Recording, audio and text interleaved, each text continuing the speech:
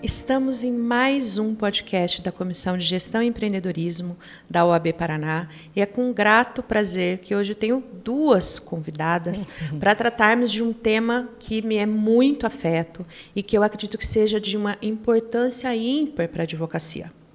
Quando nós tratamos a advocacia e olhamos para além do nosso notório conhecimento jurídico, nós começamos a compreender sobre inovação, gestão e empreendedorismo, tornar a nossa advocacia mais rentável, mais leve e, principalmente, mais eficiente para nós, que somos muito importantes dentro do nosso negócio jurídico, e também para o nosso cliente. Hoje, nessa conversa, nós falaremos sobre marketing e branding. Falar ali um pouquinho sobre a imagem das pessoas advogadas, a imagem da advocacia enquanto um negócio jurídico e, principalmente, quais as vantagens que nós temos ao ter esse olhar. Então, eu gostaria que vocês se apresentassem, por gentileza, Mariana Benanti, uma de nossas integrantes da CGE. Eu passo a você a palavra e peço, por gentileza, que você nos fale um pouco sobre você. Olá, eu sou a Mariana Benanti. Primeiramente, queria agradecer a honra, a oportunidade de estar aqui nessa mesa tão especial, com essas mulheres tão brilhantes. Eu me chamo Mariana Benanti, sou advogada, empreendedora. Em 2020, abri um escritório de advocacia, com foco na advocacia empresarial. Então, eu tenho especialização em empresarial, pela PUC Minas, e em Fashion Law, que é pela Unicesumar. Muito bem, obrigada. Podemos já entender que vamos começar o olhar mais nichado desse marketing, né? Luciana Burco Maciel, por favor, sua apresentação. Olá, prazer enorme estar aqui. Obrigada pelo convite, sempre um prazer poder contribuir com vocês. Então, sou Luciana Burco. Minha primeira formação é farmácia e bioquímica, acho que importa a gente ressaltar alguns detalhes, até para as pessoas entenderem um pouquinho da minha trajetória.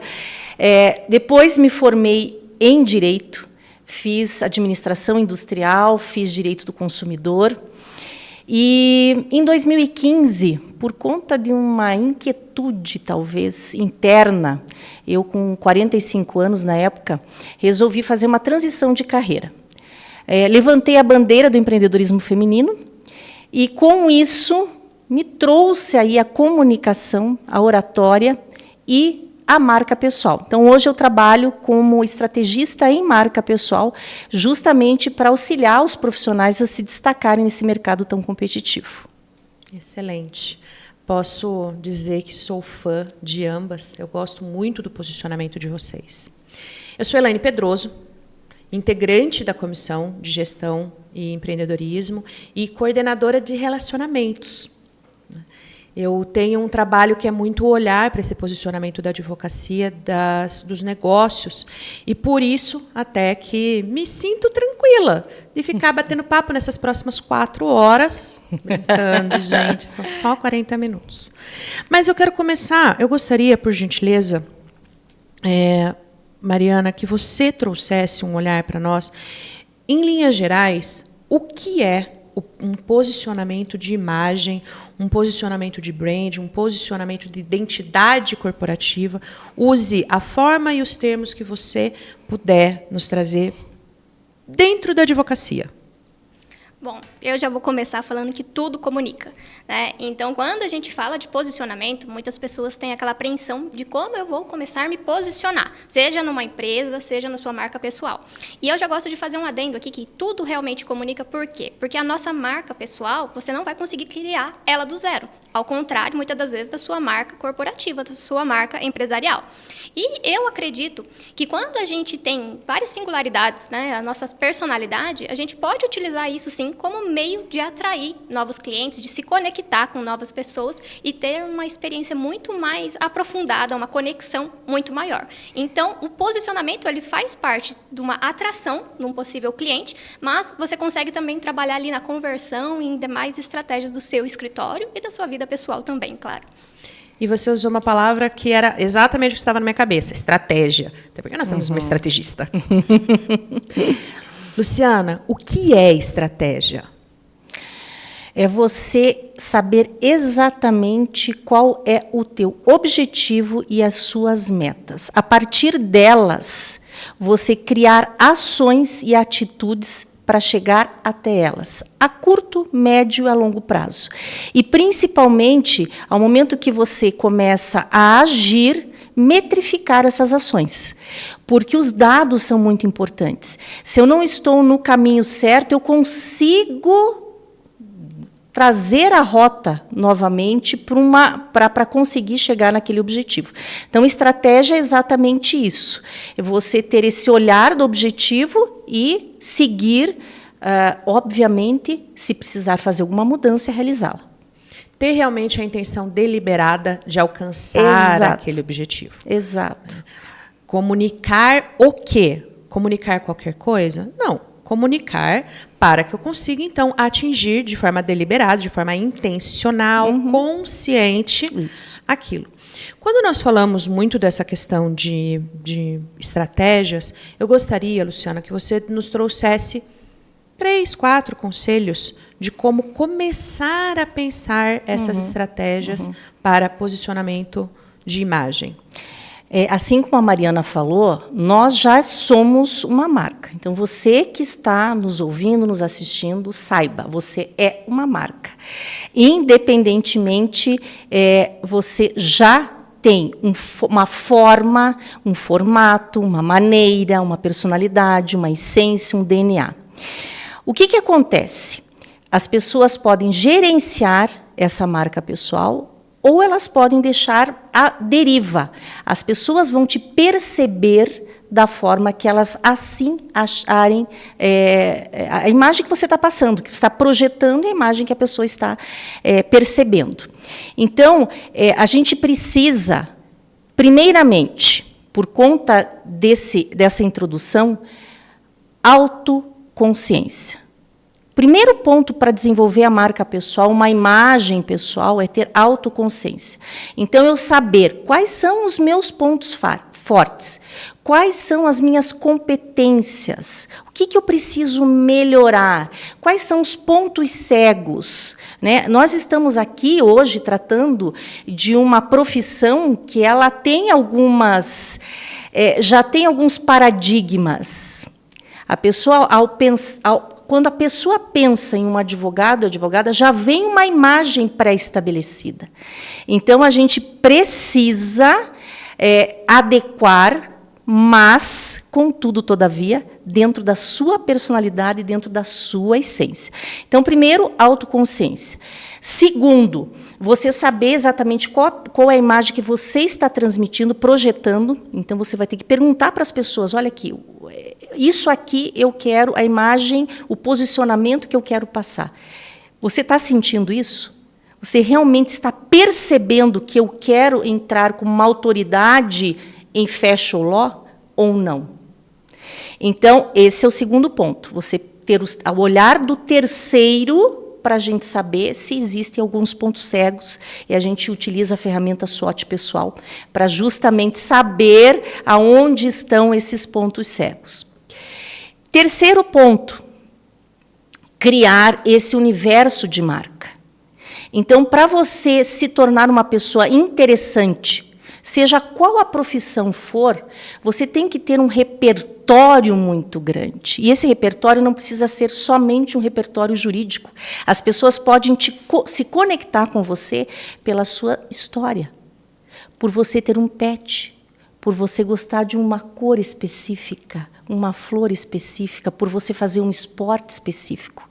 Então, esse pode ser o primeiro passo para uma conexão. Então, quando a gente cria esse universo de marca consciente, quem eu sou, qual a palavra que me representa, o que vai trazer conexão com o meu público, a coisa gira e flui de uma maneira muito mais leve. Eu gostei muito porque, conforme você foi falando, eu fui me olhando. Eu também. Nós podemos ter um pet.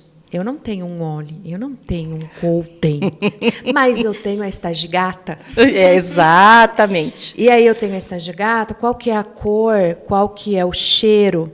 Né? Isso. Então, é muito interessante, porque é justamente isso, não criar um personagem.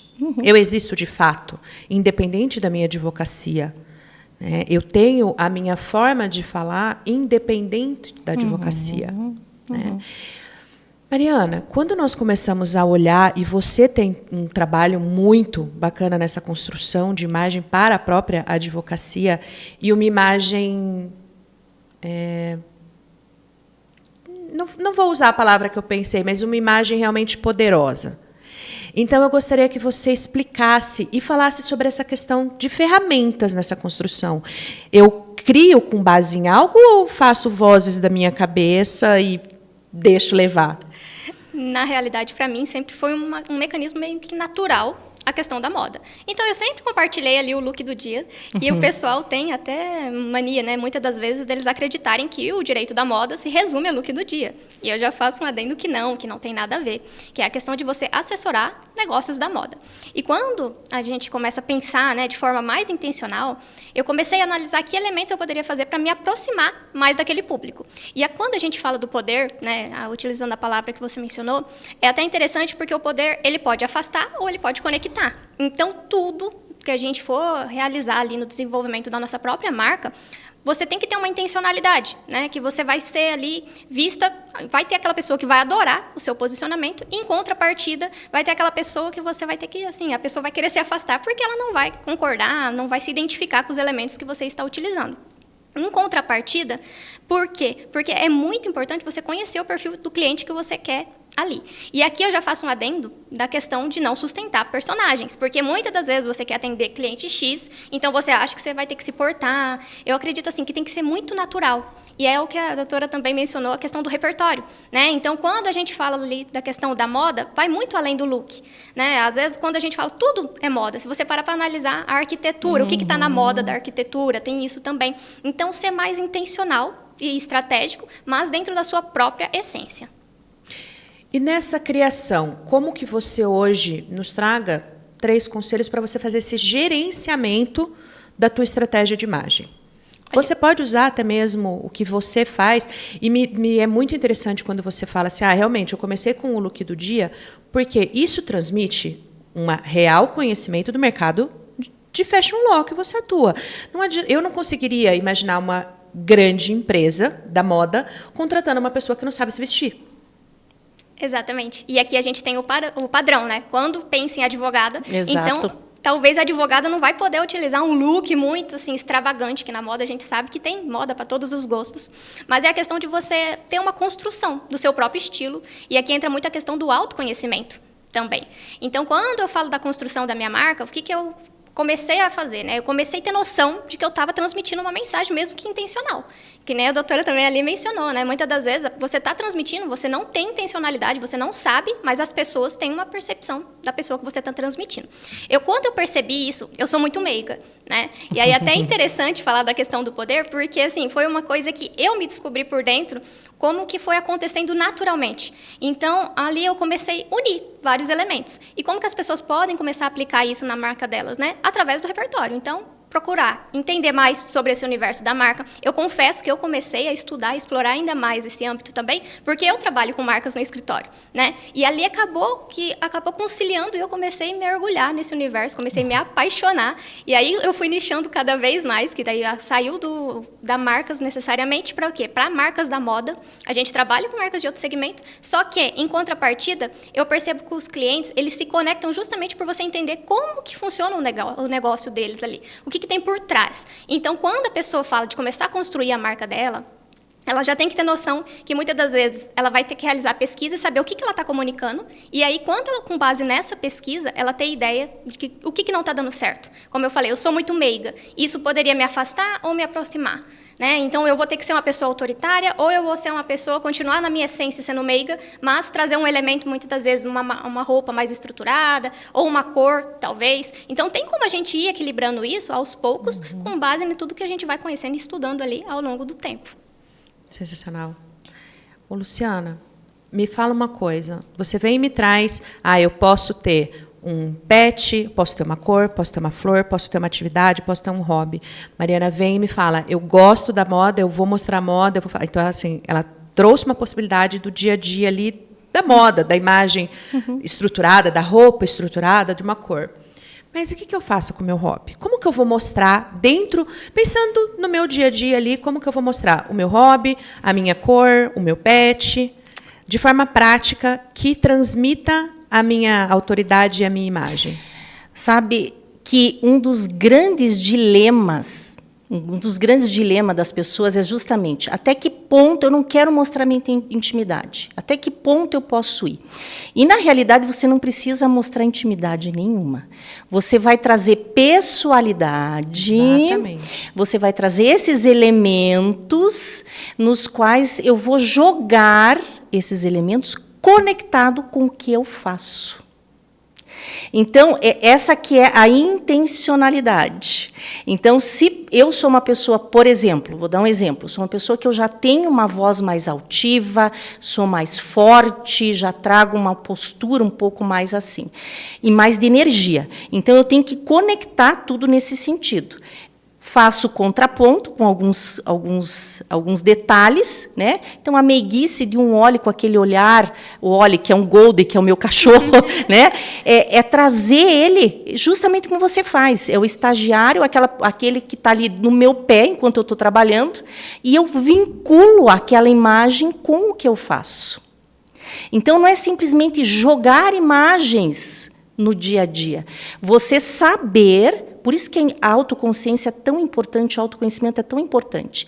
Eu quero entregar isso. É isso aqui que eu vou mostrar. De que maneira conectada com o que eu faço. Para conectar com o meu público. Então, é você usar dessas estratégias. Você pode começar com um pet, com o teu hobby por exemplo, correr e trabalhar no final disciplina de empreender, porque se conectam. E aí é que vem o pulo do gato, da gente trazer a nossa criança do interior, do nosso interior, para trazer a criatividade à tona. Conectar pontos que normalmente você olha, mas não tem nada a ver uma coisa com a outra. Pode ter. Pode ter. Desde que você determine ali a intenção do qual objetivo. E aí é você criar exatamente essa estratégia com criatividade. Porque uma das coisas que a gente precisa ser é autêntico. A gente não pode ser cópia de ninguém. Eu posso modelar, por exemplo, hoje Barack Obama vai fazer um discurso, né, das eleições dos Estados Unidos hoje, e ele é um orador primoroso. Eu quero assistir porque eu modulo algumas coisas ali naquela pessoa, naquela persona. Né? Mas eu jamais vou ser um Barack Obama como oradora. Mas eu modulo algumas coisas que eu acho interessante. Poxa, ele faz umas pausas aqui que eu posso utilizar também. Então, essa é a questão da intencionalidade. Né? A gente saber exatamente onde, como, porquê, para quem e de que forma eu vou transmitir isso, principalmente nas redes sociais. Essa questão que você citou da corrida, eu fiz num determinado momento, eu fiz um paralelo. Eu falo, mostre, e a Mariana faz isso que eu já percebi, a questão da academia com disciplina. Exato. Eu sou uma pessoa disciplinada, para que eu alcance o meu objetivo, eu tenho que fazer XYZ, porque eu respeito o processo. É diferente de você só tirar a foto na frente do espelho, e eu falo para os meus alunos muitas vezes assim, você é dono da academia? Não. Então, só a foto não faz sentido. Exato, faça algo. Exatamente. A Estagigata passa, ela se chama Petit Gâteau. Mas aí ela virou hashtag Estagigata. Porque às vezes eu falo, gente, Estagigata hoje está de folga, não vai trabalhar, porque ela está deitada aqui do lado, mas no meu ambiente de trabalho. Alguém tem que trabalhar para pagar as contas desse escritório. Exato. Então, nós começarmos a mostrar e, principalmente, humanizar. Nós, pessoas advogadas, somos pessoas que comemos, que dormimos, que ficamos doentes. E transmitir essa humanização da marca, eu vejo muito importante. Eu não sou simplesmente uma máquina de peticionar, uma máquina de atender. Eu também tenho sentimentos. O cliente precisa entender que essa relação, o meu respeito por ele enquanto pessoa, também é um caminho duplo. Sim. E a autoridade a gente não traz somente com essa questão técnica, eu dar dicas e falar que eu entendo, que eu tenho MBA, que eu tenho mestrado, que eu tenho doutorado, que eu tenho pós-doc. A autoridade é o pacote. Quando a gente fala de marca pessoal, é aquele pacote mesmo, né? Por que eu vou usar uma caneta Bic se eu posso usar uma outra, né, que tem um glamour muito maior? Por quê? Porque aquela me empodera. Aquela, meu Deus, vou assinar um contrato com aquela caneta. Então, é agregar valor. Quando a gente fala em branding, é trazer o agregar valor. E o agregar valor nas nossas conquistas, mas também nos nossos desafios, nas nossas vulnerabilidades. Porque isso mostra, olha, realmente é um ser humano, como você mesma comentou. E aí, em um determinado momento, né, uma fala sobre métrica, mensurar, outra fala sobre posicionar. Mariana, como que eu vou descobrir, como que eu vou medir a minha autoridade, o meu posicionamento? Como que eu vou medir a eficiência da minha marca? Olha, para mim foi um processo natural. Né? E aí, aqui eu já deixo até um conselho, porque o que acontece? Eu vejo as pessoas, às vezes, elas querem ser tão intencional que elas ficam travadas. Eu não sei o que eu vou estar comunicando, né? Eu sempre falo isso, e aí as meninas, geralmente as minhas mentoradas falam, mas como assim? Eu vou parar, então, porque tudo que eu estou comunicando está errado. Eu falei, não é a questão disso. Vocês citaram o exemplo do treino. O treino, para mim, foi o quê? Foi um desabafo, né? Eu coloquei uma meta de 200 treinos no ano a primeira vez, e ali foi um processo que eu ia computando. Todo treino eu postava, me comprometia a estar presente. E ali foi engraçado, porque assim, eu comecei a atrair um pessoal muito mais determinado, e também, em contrapartida, eu comecei a receber feedbacks, né, que não tinham nada a ver necessariamente com o escritório, né, mas era aquela pessoa que, nossa, Mari, hoje eu fui treinar e eu lembrei de você porque eu falei, a Mariana já está na academia, eu posto que eu vou treinar de manhã, mas isso porque é uma qualidade minha, que eu sou muito matutina. E ali começou assim, um movimento muito que natural. E ali eu comecei a mensurar, eu falei, gente, eu estou atraindo um pessoal que ou é a pessoa que treina, que é comprometida com ela, e não é fácil, eu já falo aqui, porque assim, a pessoa que está disposta a investir nela, né, colocar ela em primeiro lugar ali, ela já tem um comprometimento muito mais forte. E isso ficou muito claro para mim quando um cliente falou isso numa reunião. Ele falou, olha, eu vou te contratar, eu fiz vários orçamentos, e a questão de que o diferencial de você é porque a minha esposa te acompanha, ele ainda citou, e ele falou, e eu vejo que todo dia, 6 meses, você está lá na academia, então você é uma pessoa muito comprometida. Então, em contrapartida, eu sei que eu posso confiar em você. Ali foi uma questão que eu falo assim, eu não estava sendo intencional para o escritório de postar meus treinos, né, nas redes sociais, só que acabou atraindo, refletindo. E ali foi a primeira métrica que eu percebi que quando a gente mostra as nossas habilidades, as nossas qualidades, além do direito, é o que vai fazer ser o nosso diferencial. Justamente porque hoje nós somos o quê? Mais de 1 milhão de advogados. Né? Então, tem muitos advogados. O cliente, quando ele se conecta com a sua história, é muito diferente do que aquele cliente que muitas das vezes vai vir por preço ou não. Uhum. Esses dias foi muito engraçado, porque 3 pessoas em um mesmo stories... e teve uma que repostou e teve outra que faz... E eles falam assim, os seus stories têm cheiro de livre café. Porque eu defendo muito que nós devemos ir além do nosso notório conhecimento jurídico. Eu falo que entregar conhecimento jurídico para o meu cliente é o mínimo. O mínimo. É o mínimo. Exatamente. Eu tenho que entregar mais. E como eu gosto da área de gestão, eu leio, eu estudo aquilo. E, às vezes, eu compartilho. E foi bem isso. E as métricas, eu comecei a olhar realmente para os números. Uhum. Eu sou uma pessoa que gosto muito de números. E aí eu vou lá, eu entro nas redes sociais e estipulo metas no meu LinkedIn e no meu Instagram. Estou estudando TikTok agora. Sim, necessário. Mas estou olhando, e eu olho e falo, por que esse aqui curtiu mais? Por que esse aqui engajou em termos de quem salvou? Quem compartilhou, por que esse compartilhou e o outro não. Fazer essas comparações, e agora a métrica do SSI do LinkedIn, eu estou em 7%, entre os 7% primeiros.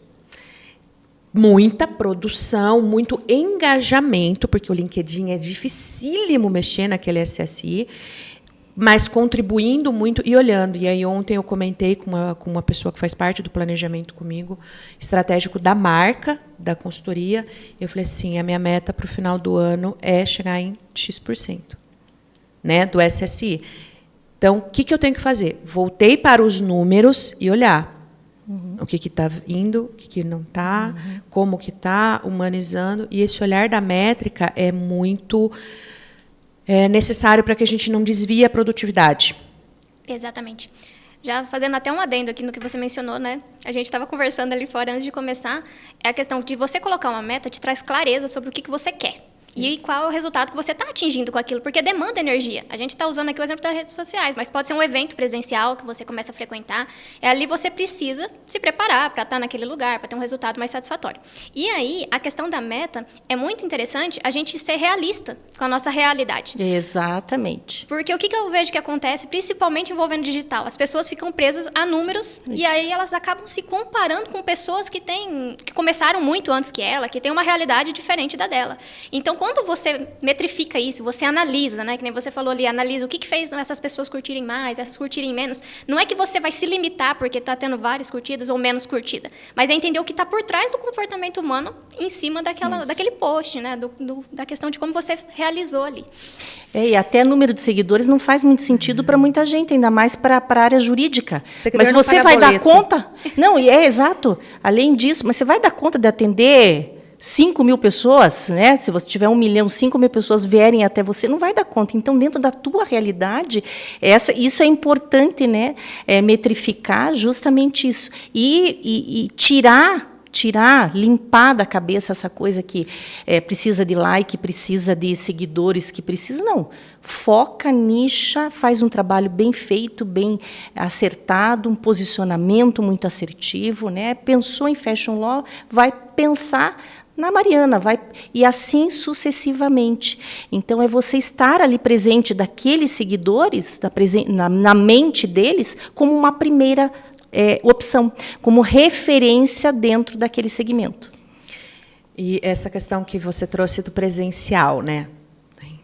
Nós passamos por um período muitíssimo complicado, que ainda está na nossa memória, né? A questão da pandemia, algo que nos afastou do presencial, e eu tenho feito um movimento muito grande de presencial mesmo, de sair para tomar um café, de encontrar as pessoas. E eu sei, Luciana, que você tem um trabalho no presencial muito bacana, né? Eu felizmente faço parte da CEMEG, faço parte olhando de fora e algumas vezes consigo estar presente. E aí, no presencial, como que eu vou? Qual que são ali o top 3 conselho de estar no presencial e conseguir mostrar a minha marca no presencial, que é totalmente diferente do digital? Sem dúvida nenhuma, sem dúvida nenhuma. E tem que ter coerência, né, Mariana, que a gente falou também. O online, no offline, a mesma vibe, a mesma energia. Porque senão você olha lá e depois no presencial, nossa, mas é totalmente diferente. Então, alguns pontos, quando a gente fala em presencial, para você realmente marcar, se destacar, é postura. Então, você pode estar com uma roupa adequada, com a cor que, de repente, pode ser interessante para você, para alguns elementos. Então, se eu quero que as pessoas, por exemplo, em um evento um pouco mais formal, que eu não quero que reparem na minha roupa, eu quero que olhem para o meu rosto, que escutem o que eu estou falando. O que eu utilizo? Eu uso um brinco um pouco maior. As pessoas ficam ali olhando o meu brinco e automaticamente elas olham para o meu rosto. Então, mas quando a gente fala em networking presencial, a gente fala muito em conexão. Como é que a gente realiza conexões? Primeira atitude, sorriso. Primeira atitude. O sorriso quebra barreiras. Segundo ponto, olhar nos olhos, estar presente. Hoje as pessoas estão muito conectadas, né? Eu achei fantástico. Eu cheguei hoje aqui, estavam ali todos na antessala, nenhum com celular na mão. É isso. Essa predisposição para ouvir, para conhecer, para se conectar. Então, olho no olho. E terceiro ponto é você falar, realmente falar com paixão daquilo que você faz, com entusiasmo. A partir do momento que você fala com aquele entusiasmo, a pessoa vai sentindo, meu Deus, deve ser bom isso aí. Esse entusiasmo, ele é contagiante. Então, são 3 pontos básicos, simples. Obviamente, a gente já falou que a parte técnica é fundamental, mas quando a gente fala em primeira impressão, 55% da primeira impressão está no quê? Na sua postura, na sua imagem, na sua linguagem corporal. 38% no teu tom de voz e 7% naquilo que você fala. Ou seja, vou num evento, não conheço ninguém, o que vai vir no primeiro momento? Qual que é a primeira impressão? Então, além de se preocupar, obviamente, com a questão externa, se preocupar com alguns detalhes que as pessoas estão esquecendo, né? Do sorriso, do olho no olho, de ouvir, uma escuta ativa. Me conta um pouco sobre você. Lembrar do nome das pessoas. O nosso nome é a música mais deliciosa que a gente pode ouvir. Eu encontrar uma pessoa e falar, Luciana, como você vai? Nossa, você lembra o meu nome? A gente se sente importante. Então, são alguns detalhes que a gente pode realizar. Eu sou apaixonada por evento presencial. Eu sou apaixonada por conexão. Eu sou apaixonada por troca de energia. Eu sou uma pessoa apaixonada. Senti falta durante o período crítico. Então, hoje eu uso e abuso. Os nossos eventos, basicamente, são 90% presenciais. A questão do presencial, para mim, ela é... Eu gosto do toque. Eu também. Eu gosto de sentir o cheiro, sabe? Sim. Eu gosto de sentir o toque, a energia, o cheiro. Então, para mim, é muito importante. E quando nós pegamos no presencial, muitas vezes a gente está atendendo cliente no presencial. Como que eu mostro para o cliente a minha marca ali no presencial? A minha marca do escritório, a marca corporativa. Como que eu vou fazer isso para esse cliente? Por mais que é uma marca corporativa, o cliente precisa sentir que é uma pessoa, né? Que é um humano que está ali por trás. Então, o que eu gosto muito de utilizar ali no escritório? A gente utiliza mecanismos de cases de outras marcas. Então, eu sempre compartilho. Ele veio com alguma determinada demanda, né? Eu procuro sempre estar alimentando o repertório da parte ali jurídica, mas também de casos famosos. Por quê? Porque cria uma conexão com ele, dele saber que a gente está pesquisando sobre o assunto. E, em contrapartida, além disso, eu acredito que a nossa história conecta. Então, muitas das vezes, é ouvir o cliente, ele vai compartilhar a história dele, e ali a gente vai, provavelmente, ter algum elemento que a gente se identifica. E mostrar isso para ele. Eu também passei por isso, eu também venci isso, ou então a gente está passando por esse mesmo problema juntos. É aquilo porque cria uma conexão. Então, eu falo assim, por mais que é uma marca corporativa, é muito interessante você trazer elementos que humanizem a sua marca para que não seja um escritório. Porque quando a gente fala de jurídico, principalmente, as pessoas têm uma sensação, uma questão mais fria, né? Porque é um formalismo, é um distanciamento. E eu falo que a gente consegue reverter isso, principalmente no presencial. Eu adoro o atendimento presencial porque é justamente isso. Sensacional. Eu olho muito para mostrar ao cliente, eu gosto muito de gatilhos mentais. Então, eu acredito que um gatilho, por exemplo, de prova social, ele é extremamente validável, né? Porque o cliente olha e fala, olha, não fui só eu que gostei dela, tem mais gente que gostou. Sim. Quando a gente traz um case. Ou quando nós mostramos a questão do gatilho de, olha, tá vendo, outra marca passou por isso. A gente começa a criar um gatilho de comunidade, porque ele olha e fala, opa, ainda bem, não é só comigo, tem outras pessoas passando. Então, nós temos muitas ferramentas ali dentro da toda a criação de uma identidade corporativa ou dentro de uma imagem pessoal, de uma identidade pessoal. Nós vamos caminhando para o encerramento e eu vou fazer uma pergunta muito pontual, a mesma, e eu gostaria que ambas respondessem. Luciana, se hoje eu tivesse que escolher uma técnica ou ferramenta ou algo que eu pudesse mudar de forma positiva e que aquilo seria o primeiro e mais importante passo, qual seria? Para montar uma marca pessoal assertiva. Eu acho que eu já respondi, mas eu vou trazer, talvez, para uma outra linha, que a própria Mariana já trouxe, a nossa história. Uma ferramenta que a gente utiliza vou passar 2 até. Ok. É a linha do tempo, onde a gente pega todos os momentos positivos e também os negativos da nossa vida. Então, ali é ouro. Aquilo conecta. Ali dentro da tua experiência, seja positiva ou negativa, você vai, de uma forma ou de outra, encontrar substratos para potencializar o teu conteúdo, para potencializar a técnicas, inclusive, de rapport no momento em que você esteja com o seu cliente. Então, você ter consciência, está tudo na nossa cabeça, mas muitas vezes a gente não tem consciência. Então, colocar no papel pontos positivos, pontos negativos. Além disso, a gente pode também ter o quadro dos nossos sonhos, que eu acho que é algo lúdico, mas que é muito interessante.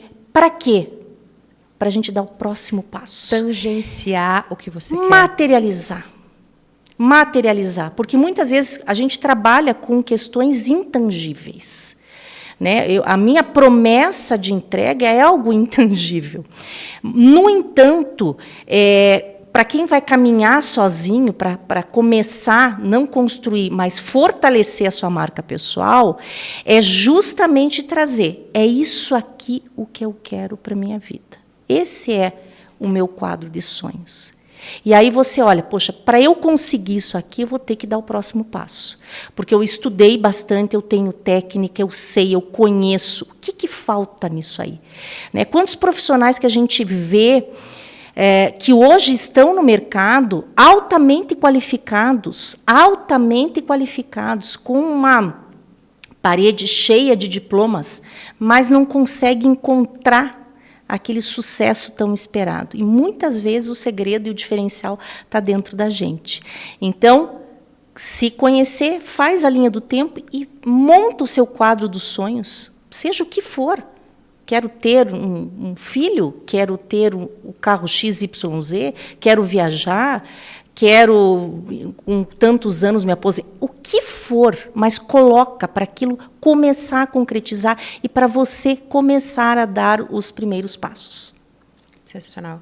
Eu gosto muito dessa questão do quadro dos sonhos, porque ele se torna realmente visual, sim, aquilo que você pensa, e se torna algo possível, tangível, não fica num campo de sonhos. Sim. Ele se torna efetivamente uma meta. Sim. Eu gosto bastante. E posso fazer um adendo? É até interessante para ele nortear os nossos passos. Sim. Porque senão a gente é bombardeado de tantas informações e aí às vezes a gente se perde. Às vezes a gente quer coisa porque viu outras pessoas querendo. Exato. Né? Ele que traz a gente para a realidade. Isso. E para você, Mariana? Um ponto-chave para eu conseguir ter um posicionamento da minha imagem profissional, da minha marca, e que, se algo que eu fizer pode ser um grande pontapé principal, meu day one. Vou copiar a Luciana aqui de falar que realmente é a nossa história. Né? O Flávio Augusto ele costuma falar que são pontos de inflexões que a gente passa, é justamente os pontos positivos e negativos. E eu acredito muito no poder da história, porque a sua história é única. Então, se você valer dela, a sua marca vai ser uma marca única. Né? Para que você vai querer ser outra pessoa, sendo que você passou por aquilo, você vai atrair pessoas que passaram por aquilo também, que se assemelham com o que você vem transmitindo, com tudo que você passou. Às vezes eu vejo o pessoal ali, eles começam a analisar, né? Eu tiro pelo pessoal que fez faculdade comigo. Porque quando eu fiz faculdade, eu não pensava em advogar. Né? Eu achei que eu iria seguir por rumo dos concursos. E ali, muitas pessoas que me conheceram naquela época vieram falar, né? Nossa, como que a sua vida mudou? Foi a mudança de cidade? Foi o quê? Eu falei, não, foi olhar para a minha história, né? Analisar e dar chance para o novo também. Porque, assim, eu acreditava que eu não tinha as características para advogar por causa de algumas características minhas. Só que eu encontrei uma forma, um modelo de negócio na advocacia que fez sentido. E é justamente isso, mas isso está dentro do quê? Da minha história. Né? Eu já tinha crenças de coisas que eu tinha passado na minha adolescência, que muitas das vezes aquilo estava refletindo na minha percepção. Então, é realmente bater no ponto da história, da gente olhar para dentro, olhar o que você pode explorar ali e potencializar isso. Perfeito. Luciana, Mariana, muito obrigada. Foi muito enriquecedor e eu gosto de dizer que foi leve. Não foi leve, não foi uma conversa agradável, uma conversa leve, Esse podcast ele está fazendo um grande conjunto de outros assuntos de inovação, gestão e empreendedorismo. Então, quem gostou, assistiu esse, assistiu outro, chegou aqui, que bom, porque você quis crescer, você quis olhar para além do teu notório conhecimento jurídico. A Comissão de Gestão e Empreendedorismo da OAB Paraná, ela tem diversos projetos, nós trazemos podcast, trazemos cursos, trazemos mesa redonda e temos muitos outros planos. Livro escrito? Já temos. Congresso? Já temos. E nós vamos continuar trazendo sempre mais para a advocacia com o intuito de valorizarmos a profissão, valorizarmos as pessoas advogadas e crescer e poder ajudar a que todos cresçam um pouquinho mais. Então, gostou? Curte, compartilha, deixa um comentário. Quer um assunto novo? Deixa sugestão. Nós estamos muito abertos. Muito obrigada. Agradeço a presença e o tempo de vocês e principalmente o compartilhamento desse conhecimento. Eu que agradeço. Sejam muito bem-vindas sempre. Agradeço e parabenizo todo o comitê, a equipe toda, pelo incrível trabalho que tem realizado. Eu também só agradeço e a dedicação que tem por trás, né? Porque para a gente estar aqui hoje, eles trabalharam muito. Então, ótimo. Muito obrigada e até o próximo.